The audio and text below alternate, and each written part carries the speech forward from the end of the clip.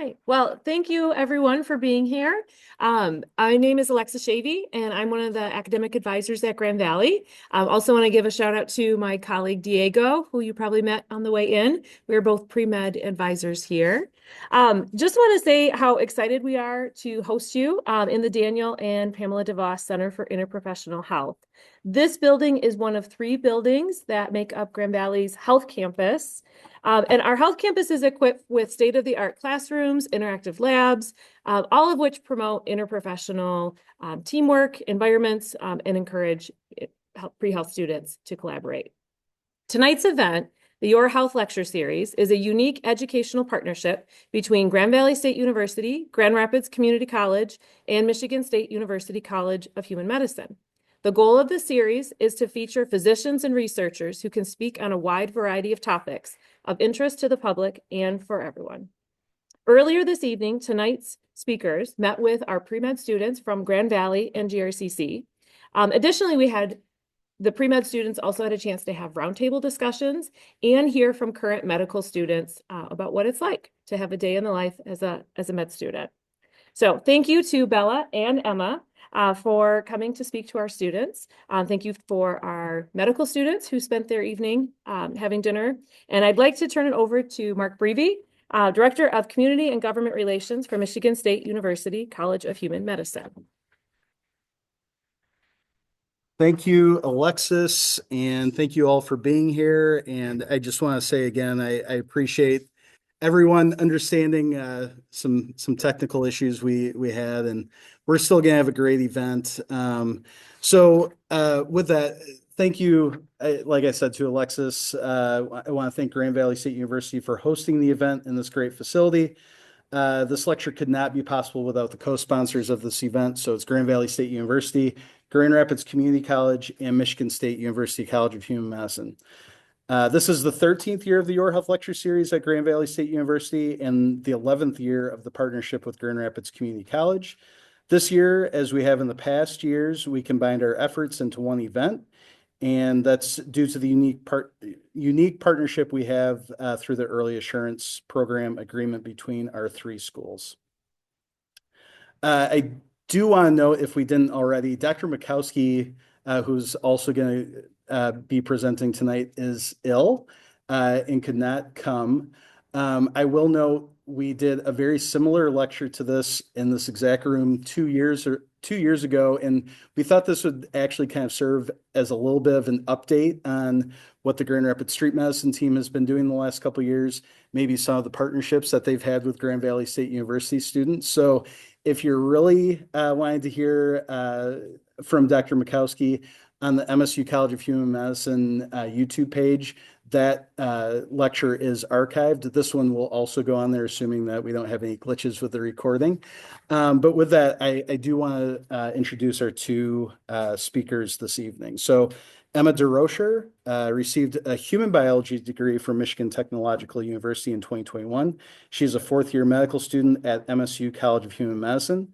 Emma is collaborating with a local ER physician to pilot a street medicine elective for medical students and has special interest in harm reduction, of which she hopes to expand supplies regularly to their partner clinics.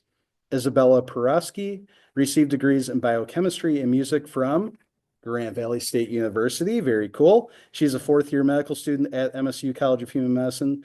Bella is working on expansion of street medicine into Muskegon, which I believe is her hometown, and has been instrumental in getting the organization involved in street rounds. She also created a GR street medicine protocol, which aided in creating an over-encompassing GR street medicine red cap database to better track demographics within the organization for quality improvement purposes.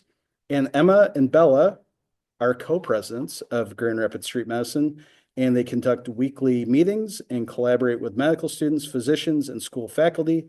Additionally, they oversee funding, pop-up clinics, and subcommittees within the organization. And with that, I will turn it over to the 2 of them. We're going to try to share the presentation for the Zoom audience, and I will get out of their way. There you go. All right. Hello, everyone. We're going to start off with our presentation with just some of our goals. So we're really going to go over the foundation. Oh gosh, I'm realizing. Here, I'll do it over here. That double, yeah. Well, anyways, I'm gonna go over the goals again. So the foundation for understanding the facts about the unsheltered communities. So we're gonna go over some statistics about the unsheltered community in Kent County as well as in the United States as a whole. Oh gosh. And then another goal is that we are going to be talking about how experiencing homelessness can impact their health. And then as well as the development of street medicine in Grand Rapids and the collaborative that we have citywide, including GVSU and Cornerstone and many other partnerships. We're going to start off with just a question. So, how many people are estimated to be experiencing homelessness in the US? Anybody want to give a guess? See? It is actually D. Really close, though. That's a good guess. 770,000 are experiencing homelessness in the US. And then I'm just going to take it away with the statistics. Yeah, so really good guess, really close. But I wanted to kind of start out with like a bird's eye view. We're going to start by talking about homelessness in the US, and then we'll kind of go to statistics in Michigan and then in Kent County just to kind of give you guys a better idea. But this graph here kind of just shows the progression that we've seen and the increase in homelessness in the United States. What's really cool about this data is there is actually a really cool program called Point in Time that actually tracks people experiencing homelessness, and they do a yearly kind of track, usually on a night in January.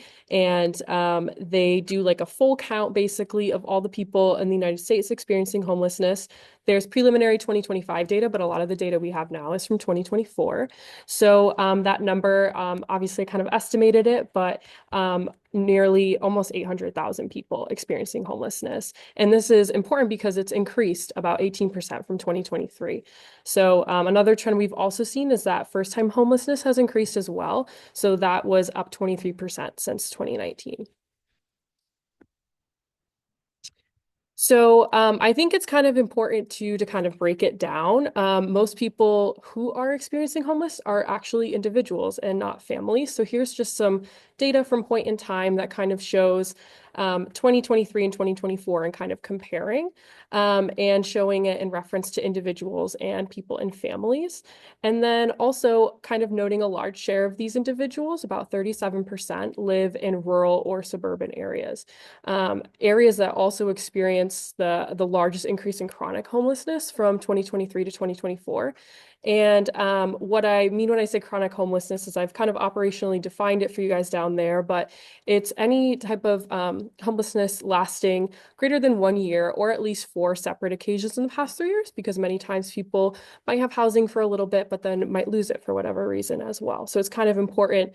That's like another data point that we can kind of measure. And we'll talk about this a little bit more, but it's also broken up into unsheltered and sheltered homelessness. So just because you are someone who's experiencing homelessness doesn't necessarily mean you like have a shelter. So what's really cool about this data, and you guys can check it out, the website's super interactive. You can kind of compare sheltered and unsheltered as well. So just some more demographics. For specifically the US. So Black, Latino, and Indigenous communities are overrepresented within homelessness. And the graph here can kind of show it's in people per 10,000 residents, so makes the graph look a little bit nicer. But as we can see, the groups that are predominantly affected are the groups, as I mentioned previously, and it's for many reasons, right? But I think it's important to kind of flesh out what some of those reasons are. And those are typically research has found that many groups of color are more likely to be rent burdened, more likely to have higher eviction rates, and more likely to face discrimination and harassment when looking for a place to live. So it kind of explains some of these numbers that we see in the US. And then kind of just to break it down a little bit further is obviously, unsheltered homelessness, it doesn't impact all racial groups equally. And I think this graph kind of shows in more of an unsheltered context. So among the 36% of people that were unsheltered and experiencing homelessness, American Indian, Alaska Native, or Indigenous people made up about 45% of the subgroup. So it's pretty significant. And I think it's also to import when you're evaluating this data that government agencies tend to use pretty broad race categories, and that definitely impacts results. So I think just this past year, they added a few groups, so hopefully it's a little more accurate, but still definitely lots of room for improvement. Okay, another question to kind of break up some of our presentation. So among adults aged 35 to 44, what number of people experience homelessness in the US? Does anyone have a guess? I have no prizes, but your prize will be getting it right. Yeah, go ahead. See? Good guess. Wow, that's a good Nice. guess. So that's about 35 out of 10,000 people. No, you're okay. So I bring this up because middle-aged adults are most likely to experience homelessness and live unsheltered. And it's kind of further broken up here if you want to look into that. But that's the group that experiences it most. And then I think it's also important, we're still kind of looking at the United States as a whole, the youth population that experiences homelessness. So actually this past year, children experienced the largest increase in homelessness, although adults are more likely to be unhoused. We noticed that out of kind of all the populations, we noticed a large increase in children. And then you can also kind of just see the different trends from 2020 up to 2024 as well. So now kind of moving, we're scaling into Michigan. So this graph I like because it kind of shows which states really struggle with homelessness. Michigan is actually fortunate. It's kind of designated as fewer people homeless than expected. Obviously, it's still a big issue for Michigan, but to kind of give you some context, states like California and Alaska and Washington will have a larger population of homelessness or people experiencing homelessness than you would expect for their population. So for Michigan, of the almost 770,000 people we talked about earlier, we make up about 1.26% for nationally, and that's about 9,739 people. So I think the percentage can kind of make it seem like it's not very much, but I think when you put it in the perspective of thousands of people, it kind of shows you this is a huge problem. So kind of going more into Michigan statistics and kind of some things we talked about earlier is states with high rents tend to have higher homelessness rates, which I think makes intuitive sense to a lot of us. Michigan kind of is in that scatter plot in the lower left corner. So we do pretty good as a state overall, but I think most of us here who live in Michigan and rent would say it can be pretty unaffordable. So about 10 out of every 10,000 people in Michigan who experience homelessness with the median gross rent being $900. And I think it's also important to note that there's a lot of people who are at risk of being homeless as well. About 241,000 people rely on rental assistance from the Department of Housing and Urban Development, and that is not an insignificant number.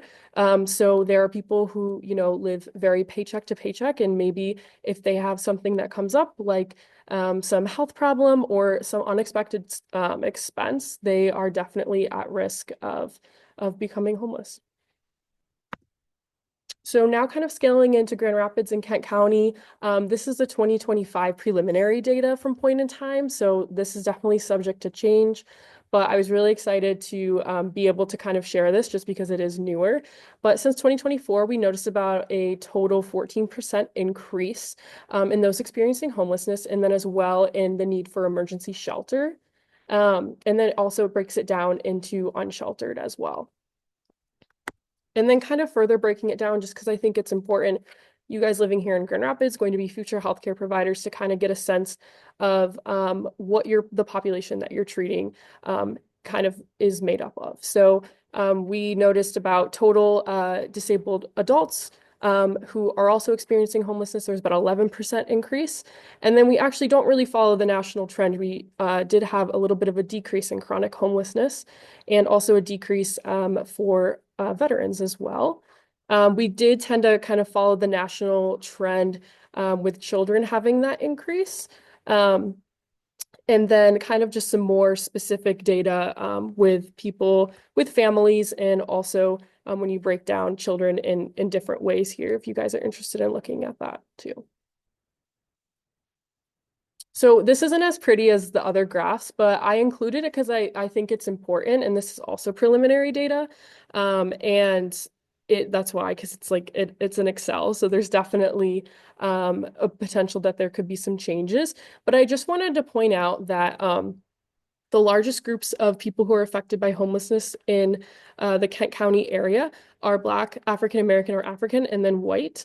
But I think what's important to note is that although you can kind of see here the population, the totals are very similar in terms of Black people and white people, but I would like to kind of point out that Grand Rapids is predominantly white. It's about 60% white. So in proportion to the overall population, these numbers are definitely disproportionate overall. Okay. And then I kind of also just wanted to shift gears talking to you a lot of kind of too about the assumptions about homelessness. So I think, you know, a lot of you guys are very high achieving, have worked in branches of the medical field already before, hoping to apply to medical school. And you've probably experienced this in clinical settings or even just in your personal lives and day to day. But I think one of the biggest stigmas is that most homeless people have a mental illness. You will actually see a lot of numbers on this. Point in time report shows about 22.4% of those experiencing homelessness have a serious mental illness, which is probably a lot less than what you might hear in the community or what you might hear even in healthcare settings as well. And that another common assumption is that majority use substances. And although it has been shown that substance use is more prevalent in those who are experiencing homelessness than those who are not, but I think it's important to kind of remember and keep in mind that there are many instances in which substance use is the result of the stress of being homeless rather than the other way around. Many people begin using drugs or alcohol as a way to kind of cope with the pressure of what they're going through. And we also need to take into account the accessibility to resources and harm reduction. Many people who have alcohol use disorder or say who use substances aren't going to have the same access to being able to stop that or being able to wean off of that. So that's also something to keep in mind when you're looking at this data.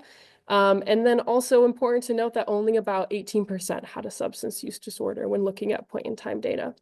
I think another common assumption is that there's a high rate of criminal activity or violence, and that they're more likely to have daily activities, or I'm sorry, when in reality, it's that those experiencing homelessness are more likely to have their daily activities of living criminalized. For instance, you'll notice even in areas of Grand Rapids, there's lots of public spaces that aren't super conducive for people who might be standing outside or might be loitering. If you'll notice, some of our benches are very much do not look like benches and kind of are put in place specifically to prevent people from laying on them or for sitting on them. And then also it's important to note that these people are actually more likely to be victims of violent crimes than actual perpetrators. They're 19% more likely to be murdered, 27 times more likely to be attempted murdered, and 12 times more likely to be assaulted. And also sexual assault 9 times more often. And this is based off of a California report, which if you recall earlier, California is a state that experiences a lot of homelessness. And I think that's important to kind of take those numbers into consideration. And then just some more additional assumptions that, you know, homelessness is a product of bad choices, that people prefer to be homeless, that they need to just get a job, and that there might not really be a part of our community or not a part of, you know, there's a lot of like othering that can happen. And I think it's important to call out those those biases and call out when you hear that, because these things are really just not true. And if you look at data and statistics, kind of what we mentioned in the previous slides, it's just actually not true at all. So I think it's important to be advocates for this population.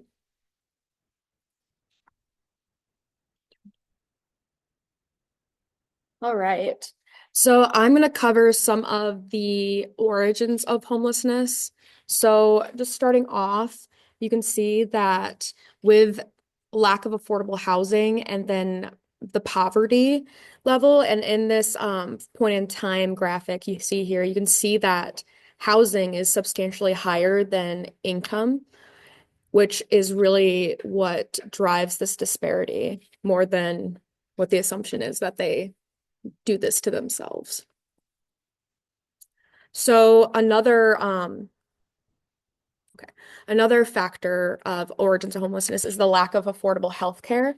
So a lot of them either do not know how to get Medicare or Medicaid, or are confused by the process, or just are scared about the process, which kind of goes back into the lack of trust within the medical care system, which can lead to some unexpected illness or injury, which also leads to the presence of them in our EDs for a lot of things that could be within the primary care setting. Another factor is family situation. I mean, majority of us, like if something goes wrong, we lean back on our families for support. But if you came here and your family is not here, or if you don't have that support system, you really have no one to lean on. So I guess like a main thing is thinking of putting yourself in those shoes and going, if I didn't have my family here and I didn't have a job, what would I do? And this is a lot of what they face in these situations. And then, of course, like natural disasters. So hurricane, flood, fire. If you lose your home and you don't have the funds to rebuild, or you didn't have insurance on it, all those factors can come into play for the reason why you end up being unhoused. So these are a lot of like facts of the complex social structures that really show the roots of poverty overall and inequity for for this population. And then going into like the homelessness and health, they're more likely to become ill. And like we were just recovering, they don't have access to healthcare as easily and readily as a lot of us. A lot of us, especially like you guys, a lot of you guys have parents that you're on their insurance. So like when you're sick, you're able to go to the doctor and get checked out. But also, they're more likely to get ill because they are out in the elements more often. They're out in the rain, they're out in the snow. You have a lot more exposure. And in the shelters, you're also around numerous other people. And usually it's not very spacious. So illness spreads like wildfire. And then you add in the factor that they don't have access to healthcare, and their main access is an ED.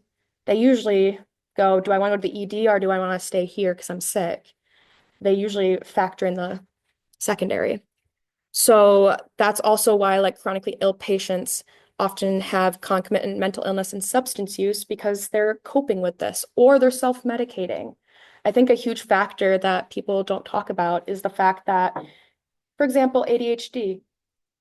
I've run into a lot of patients who are self-medicating with methamphetamine usage. And they operate their lives by using these illegal drugs to feel normal, to feel okay. So, and this is because they didn't have access to regular prescription medications. So they opted for illegal medications to self-medicate because they don't have access to get the prescribed medications. And I feel like that's something that's usually forgotten for this population and not realized. Because like I have like one great example is I had a patient who has severe ADHD, and he came in and he was all over the place. He hadn't used meth in a couple days. So his ADHD symptoms were coming out more. He was actually more stable when he was using than when he wasn't. So it really comes to show like how often this happens.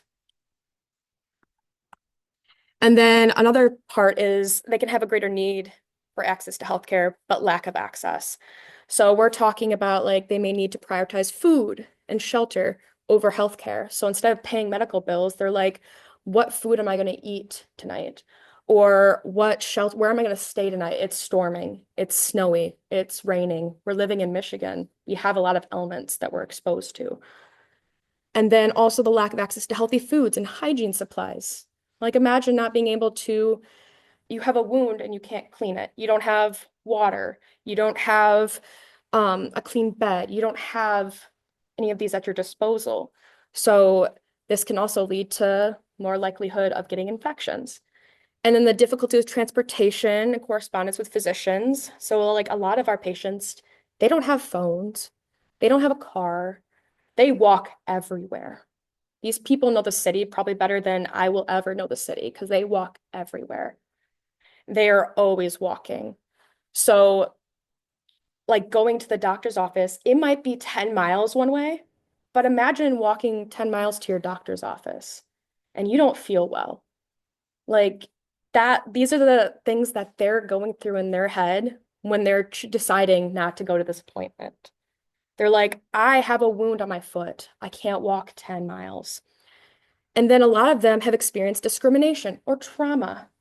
How many times if you guys have ever been in ED, how many times do you feel like you hear about someone who's drunk in bed 3 or about someone who sighs because they have another like person experiencing homelessness that they're taking care of?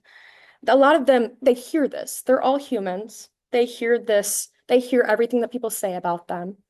They usually don't want to go to the ED, but they only go until they have to.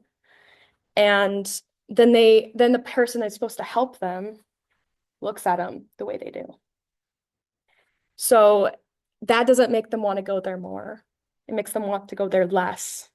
And it also comes into trauma because a lot of things, they might have a lot of concerns, but maybe they're getting looked at for one concern, but they have a more important concern they really want looked at, but it's just not getting done because physicians looking at one thing versus the other. So there's a lot of mistrust that's built from that. So here's a question. How does the expected mortality of those experiencing homelessness compare to those not experiencing homelessness? We have A, they have the same life expectancy. B, those experiencing homelessness have a life expectancy of 10 years less than. C, those experiencing homelessness have a life expectancy of 20 years less than. Or D, those experiencing homelessness have a life expectancy of 30 years less than. Go ahead. It is, yeah, good job. Perfect. And then, so the average lifespan of those experiencing homelessness is 30 years less than the general population. And then for every age group, homeless individuals are 3 times more likely to die than the general population. Among the unsheltered homeless individuals, the risk is 10 times as great. And this makes sense. I mean, if you were living unsheltered in the elements, imagine all you're exposed to.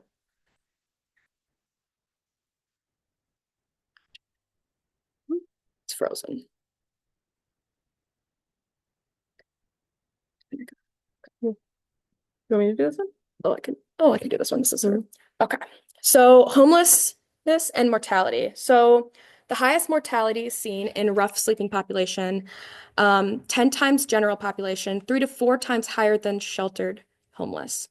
In the Boston Healthcare for the Homeless Program study in 2000, 119-person cohort, a third were dead within 5 years. And then the leading cause of death were cancer, heart disease, liver disease, and then the same illnesses, but 3 to 6 times higher incidence than the general population. Because these are not abnormal causes of death. These are what the general population experience as well. And the rough sleeping homelessness, it equals those sleeping unsheltered or in an encampment. Sheltered homeless is those in shelters, temporary housing, etc.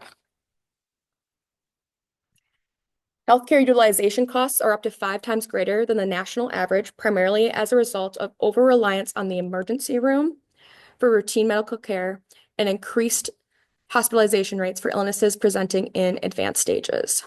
And this makes sense because, like we were saying earlier, they didn't have the connections to get primary care, or they didn't have insurance, because a lot of primary care offices do not take you if you do not have insurance.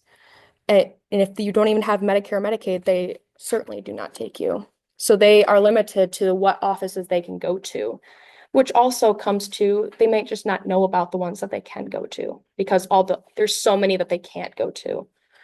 So that is the main reason for the emergency room, because because that's their primary care. That is where they will see a doctor, because there's no other option to go see a doctor anywhere else.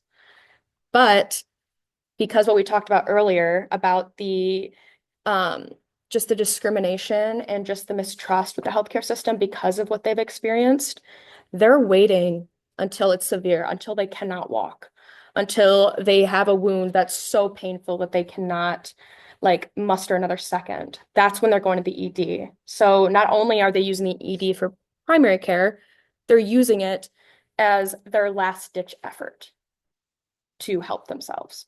So that kind of goes in line with why they have costs that are up to 5 times greater. Because, I mean, a lot of people who have primary care, you don't go to the ED for a cold. You don't go to the ED for a cut. You go to your primary care doctor because it's cheaper. And then other compounding factors are kind of what we've been highlighting. The stigma regarding homelessness exists and is based on false assumptions. A lot of assumptions are it's because they did this to themselves. It's because they're not taking care of themselves. It's because they don't want to work, because they don't want a job. And it's a mark of disgrace that is associated with a particular circumstance, quality, or person, and an attribute that is deeply discrediting to them, because they hear these things. They're human. They hear everything that's said, and they know what people think of them. And then we all have implicit bias. This is something that in medical school we're taught all the time, because implicit bias is something that you don't consciously think about. It's things you do without realizing it that is a bias against whoever you're talking to.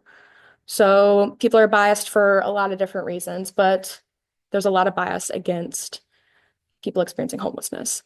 So the definition specifically is automatic or unintentional, which affects judgment, behaviors, and decisions.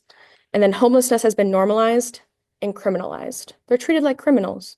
We have this city that takes all their things and gets rid of them from the encampments because they don't want them there. Or like Emma was saying earlier with the benches, they make them so you cannot lay on them because they are trying to minimize locations for the unsheltered community to stay.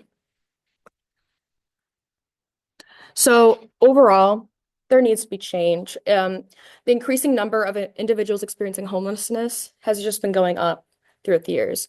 And it really comes back down to the extreme poverty, the trauma with the healthcare system, and then social disenfranchisement. They're treated as criminals. They're treated like they chose this, and they've stayed in that position. So also, it's been resulting in poor health and poor access. The access has been becoming less and less for them. And then that comes down to the disproportionate burden of illness, the untreated chronic illness and disability, the shortened lifespan, because people who have chronic diabetes, chronic COPD, they're not getting their regular checkups as someone who had insurance and had a primary care would. And then the high healthcare utilization, using the ED for just normal checkup type presentations, normal primary care presentations, instead of that emergent need. And usually leads to increased length of stay, overlap in the emergency medical system, and then lastly, like the poor healthcare outcomes. And that's something that we as an org really work on, is combating that mistrust in the medical system. And overall, mainstream healthcare is not working. So this comes down to what we've been doing. So this is the street medicine movement overall, which this dilemma really was the catalyst for why street medicine was created. It was started in Pittsburgh. And the street medicine aims to engage people experiencing. Oh, God, we're talking about 1992. Oh no, it was- You want this one? yeah. So, what street medicine does is it engages patients on their terms, where they are. It provides free healthcare. So we're not worrying about their insurance. We're not worrying about what they can offer us. We're there for them and only for them in these circumstances. We try to minimize barriers to care. So we try to provide access to primary care. We let them know what primary care providers are available to them without insurance. And we get them connected. We get them an appointment. We set that up for them so they don't have to worry about it or have to think about it. It's done for them. And we encourage positive healthcare encounters. So we are there as a person, as a human to listen to them. And we really embody that because listening is medicine. And we work to improve healthcare outcomes. So we try to work with them to get primary care, to get follow-ups, and to continue that as a practice. And then repairing the trust in the medical system, trying to get them to realize that a lot of us do care about them. A lot of us want to help them, that we're not out to get you, that we are not judging you, that we're here as an ear to listen and to try to help as best as we can.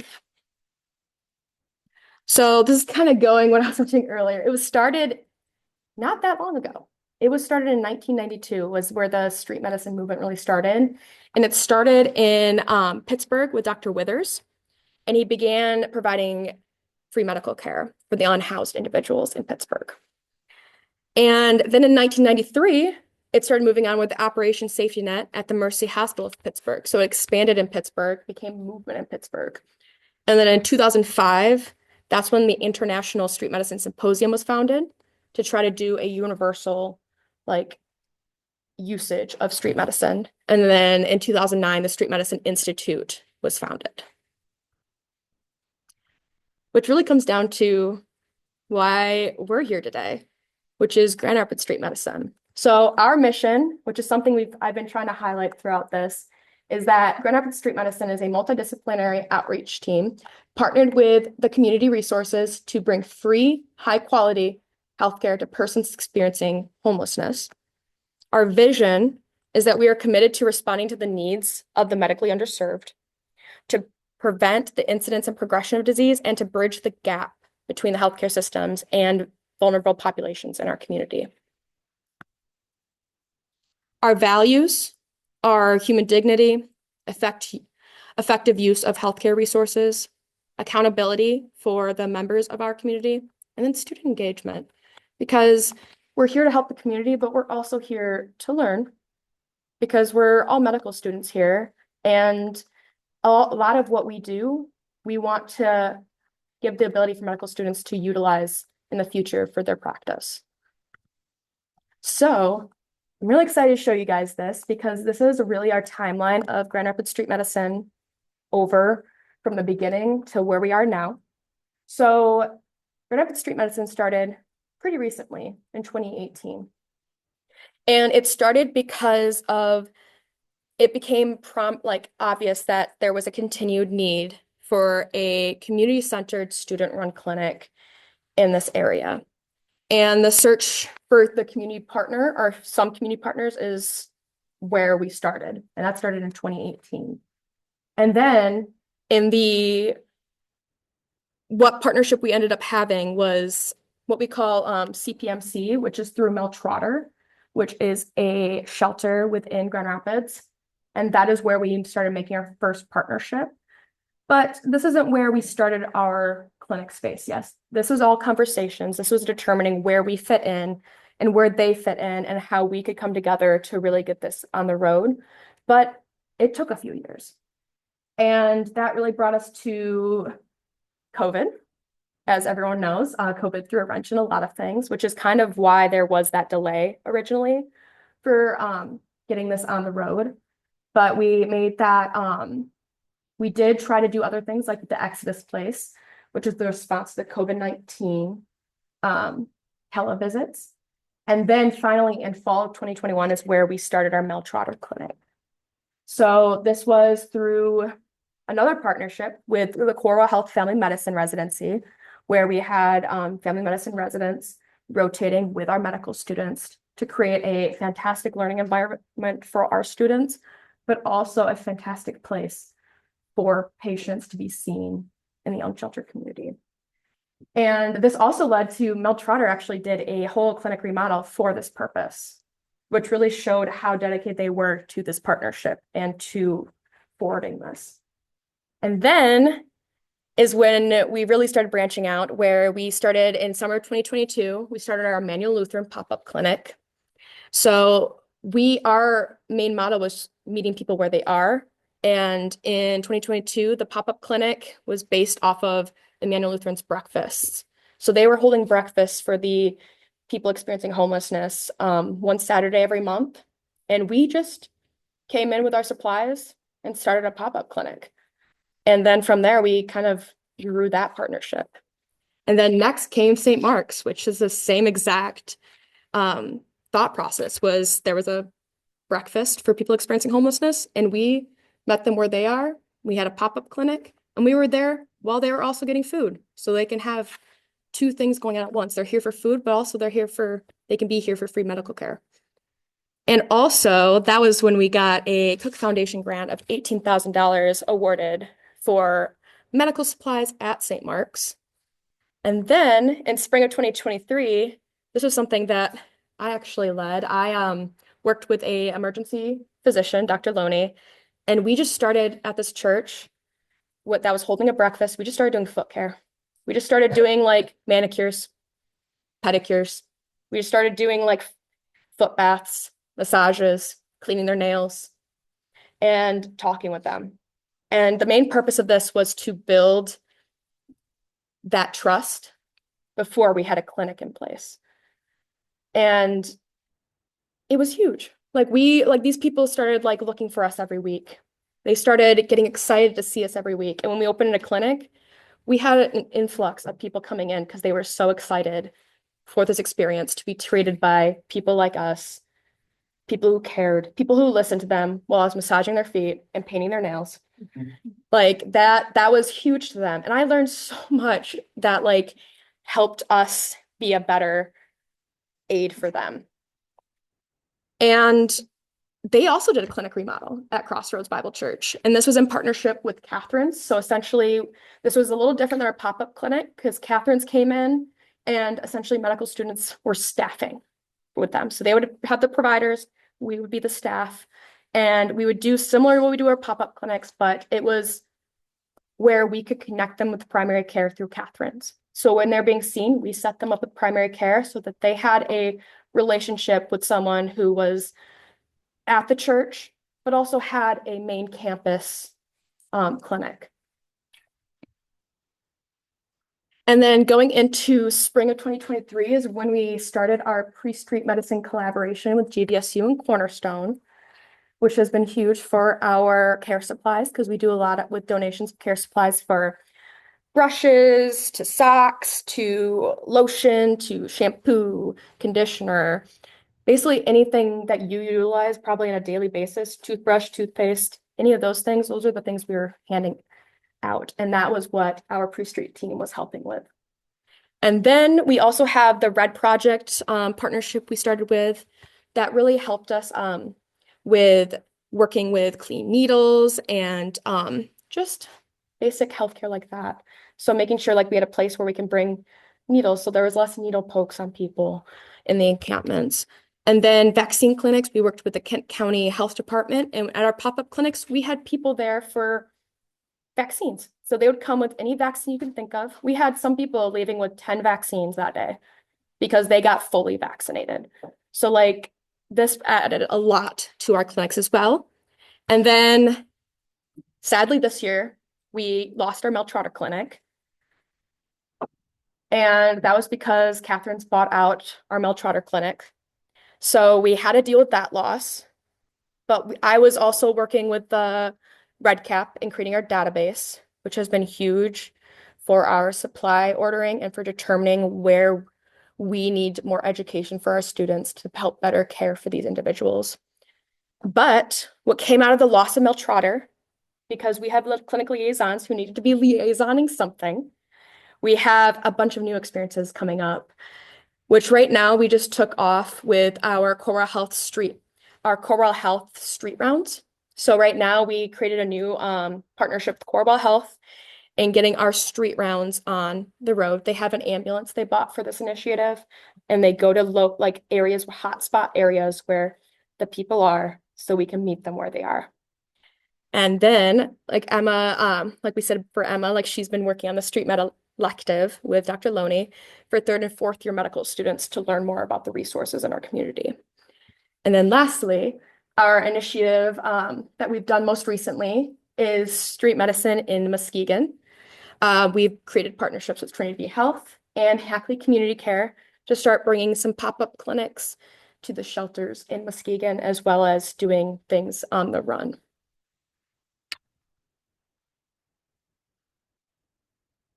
So overall, oh gosh, where are you? So we have currently 4 clinic locations. We treat about, oh gosh, we treat about 50 plus patients per month. We have 275 medical students, 15 attending physicians, and 25 residents that help us with this initiative. We have the new Red Cap for research and quality improvement needs. We also have an Epic that was gifted to us, an Epic build. And we have 2 clinical site remodels that have been done. We've been pursuing grants to further our reach. We're starting stream out rounds with Corewell Health, and then we have the initiative of moving to Muskegon, Michigan.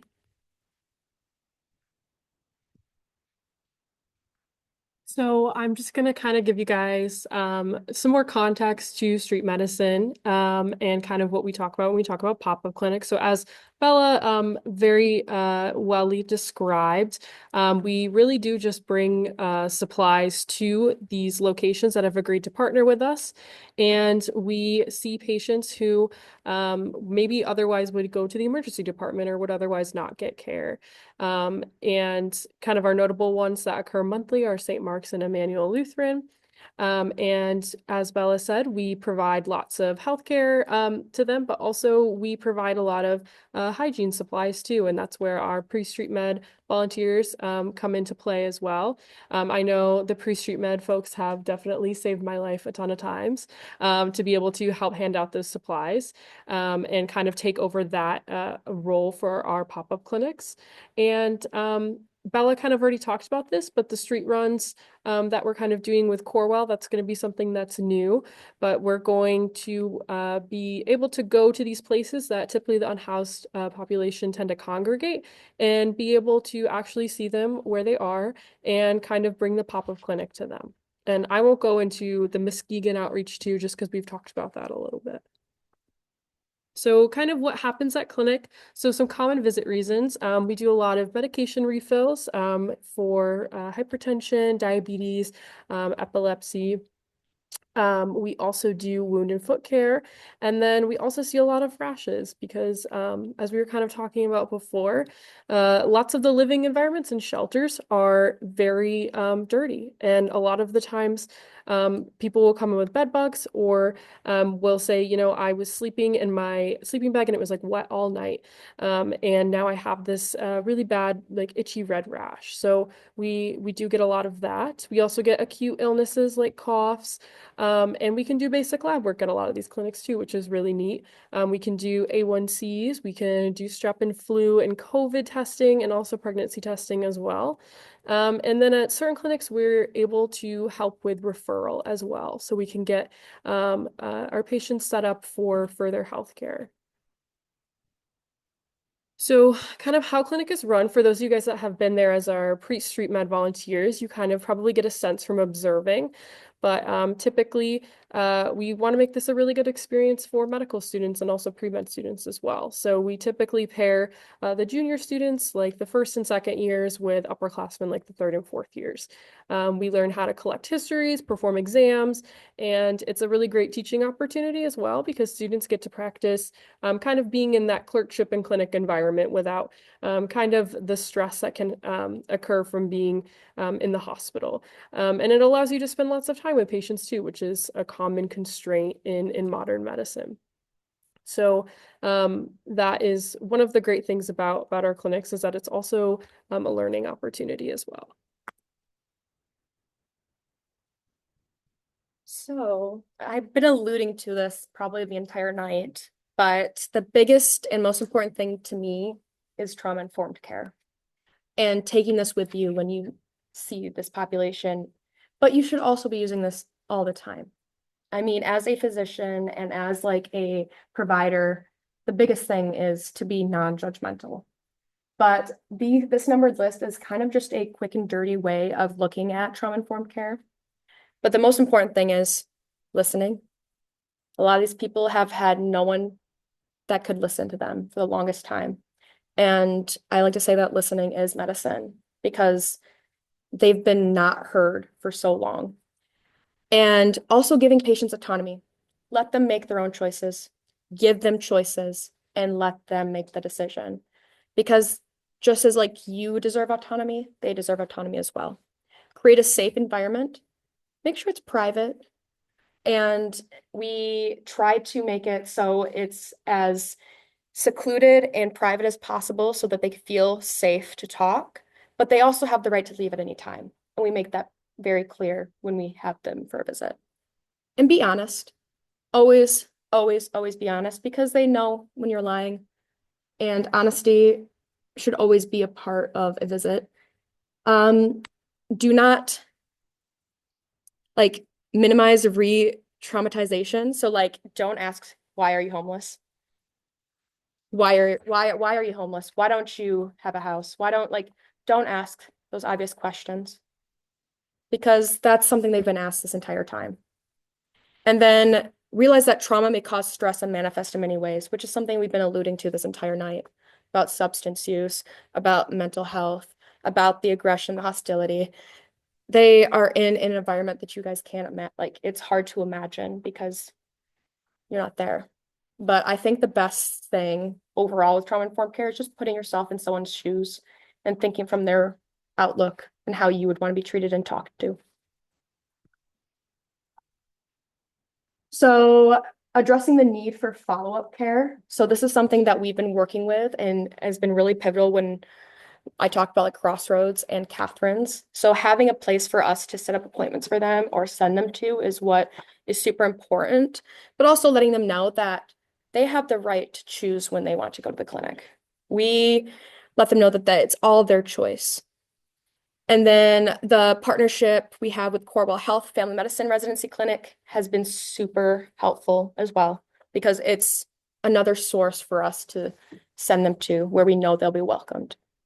We have referrals to our psychiatric services. So we have Network 180 at Crossroads that we utilize a lot, as well as Pine Rest.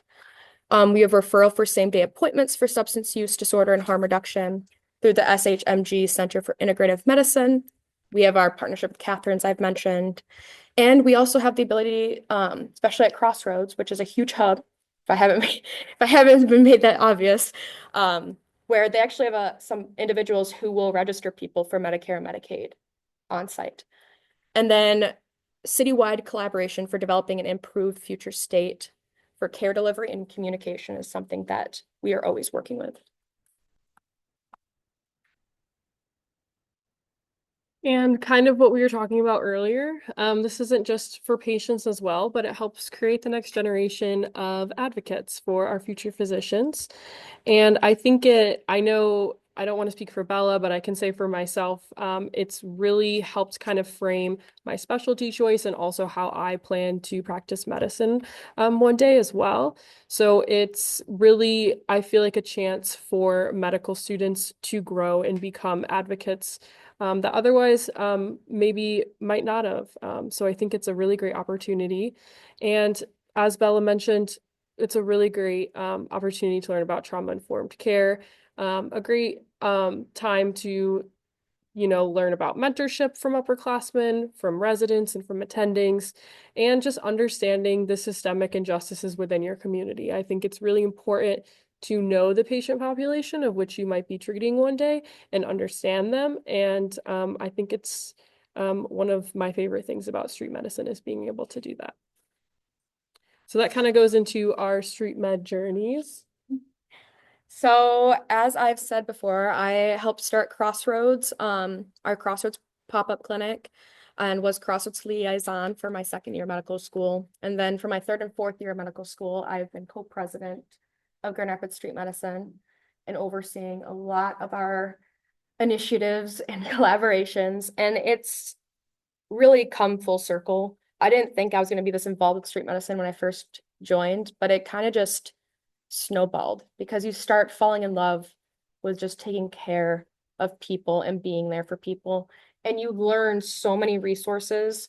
I can't explain like how many resources I learned in this setting that I never would have learned otherwise. And this is something that I've talked about in a lot of my residency interviews, that the resources you learn are important for anywhere in practice, because medicine isn't just about prescribing medications. It's not about like getting a surgery. It's not about just a physical exam. It's about figuring out what their barriers to care are. And the best way to do that is knowing your community resources, knowing where your patients are in the world and what they're exposed to, and knowing the ways to get them there and back. Because a lot of the times we're combating working with those barriers and trying to tear them down. And if you know the resources, it makes that easier to connect with your patients. And it's one quote, which makes sense with what I've been preaching, that listening is medicine. But a quote I love is that people start to heal the moment they feel heard, which is by Cheryl Richardson. And it's so true. You see like a sigh of relief when people actually know they're being heard and listened to. And I can't like highlight that enough. And then also how much this has just shaped me as a future practitioner and a future physician. It's done amazing things. And as you can see, like even we had some articles written about us as well, which is huge. And then kind of similar to Bella, I also got the opportunity to help lead a clinic my first and second years. And I really enjoyed the beauty of learning how to build rapport with someone, and how to support the unhoused population specifically in Kent County. And I also got to help develop a relationship with Red Project. And we kind of alluded to it earlier, but I just want to take a minute to kind of explain Red Project, because I think it's really cool and unique to Grand Rapids.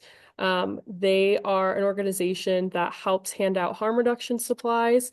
And we are able to take some of their supplies that they have so graciously donated to us and hand it out at some of our clinics. So whether that's clean needles, pipes for using, we have really anything you could potentially think of to help kind of combat harm reduction. So that has been something that has been really instrumental in my journey in street medicine. And then also I've been taking on some leadership roles similar to Bella, and kind of learning how to be a good patient advocate and learning how important it is to work in the community in which you live.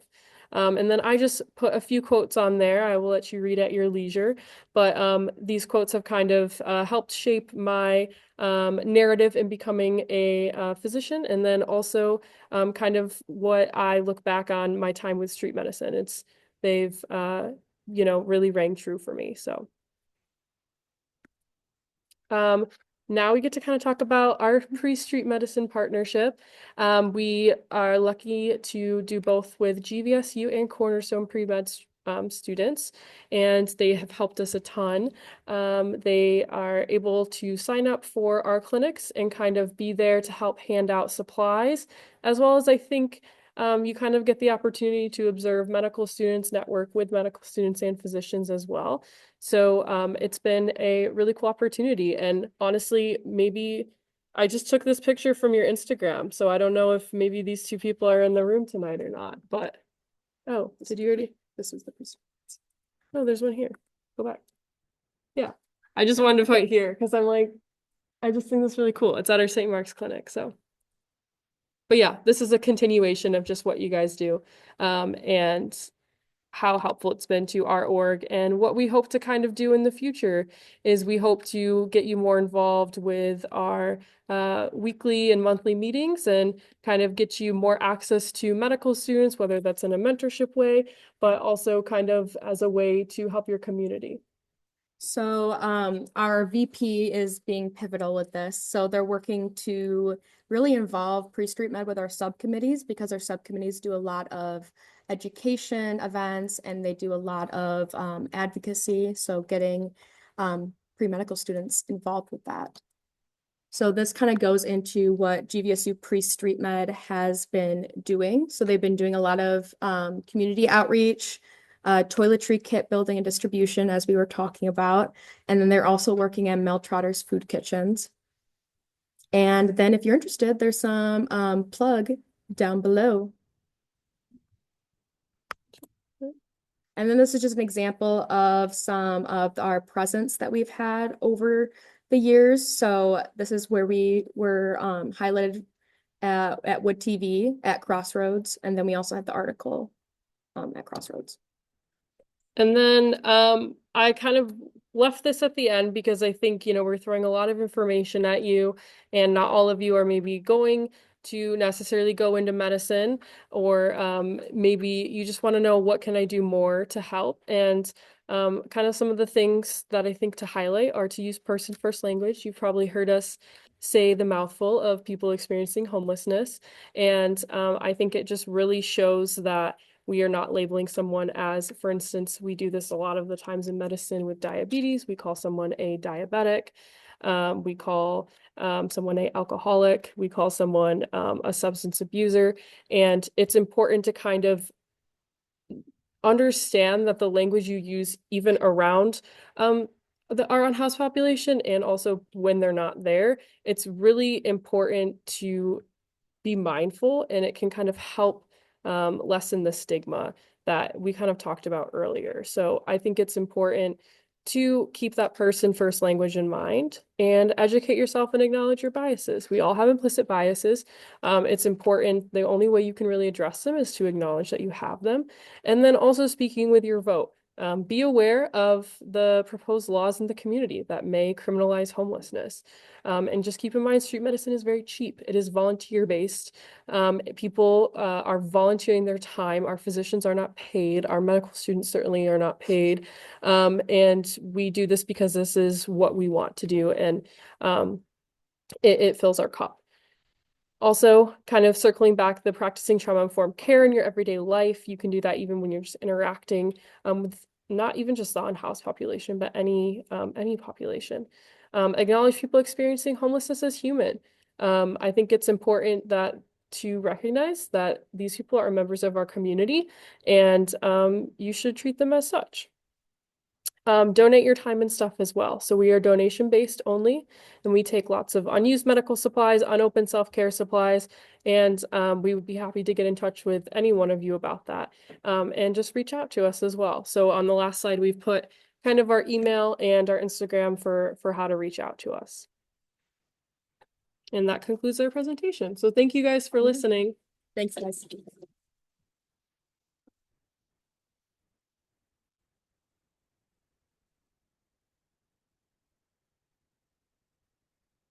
All right, so thank you all for coming tonight. I think we're at time.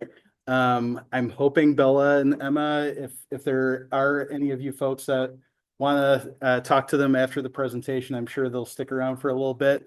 Appreciate all of you online that put up with some of our technical difficulties. I hope the information still came through okay, and want to thank Alexis and Diego for the great support here at Grand Valley. Tim, also from GRCC, always appreciate you helping out with this event.